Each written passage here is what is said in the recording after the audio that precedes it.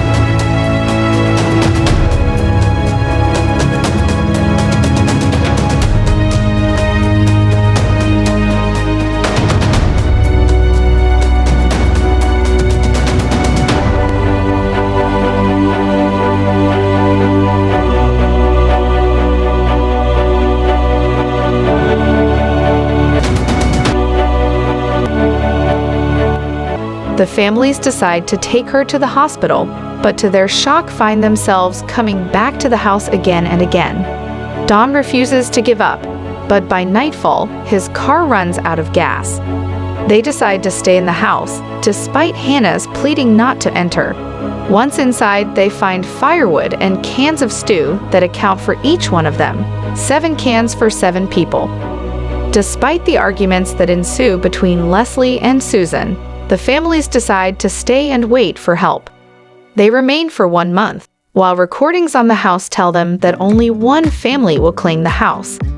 Cabin fever and close quarters have everyone on edge until Susan spurns a cheerful Leslie for being too happy. As the tension mounts, the house inexplicably begins providing only 6 cans. Reminded of her daughter Lizzie, who had previously died, Leslie falls into a deep depression and kills herself.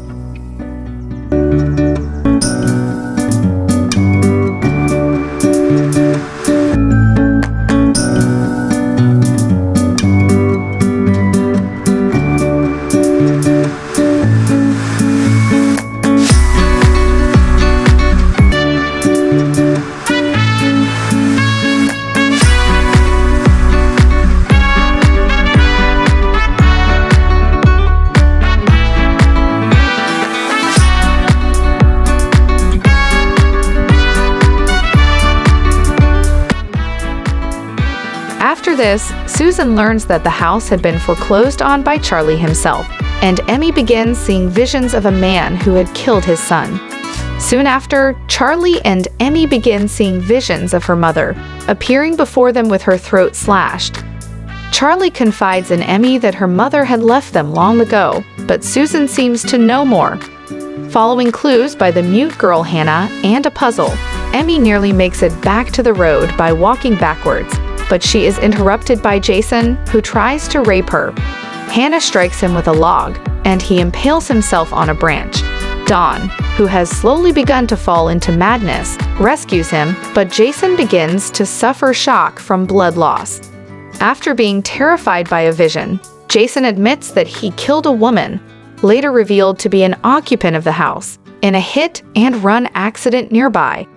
Dawn leaves the Hayses bound and attempts to leave the property on his own. When he returns that night, he admits he found the road and starts to free them, but Susan, fearing him, attacks and kills him with an axe. Afterward, the house stops providing food for them, and Charlie becomes erratic. At the house, the ghost of the woman Jason killed attacks him and chokes him to death. Charlie snaps after a vision of himself lies to him about how Susan told Emmy about his responsibility for her mother's murder. After suspecting Susan of stealing their dwindling food supplies, he attacks and kills her. He chases Emmy and Hannah, saying that he believes that murdering Hannah will set them free. Charlie kills Hannah, but he is in turn killed by Emmy. Running to the road, Emmy comes across another family.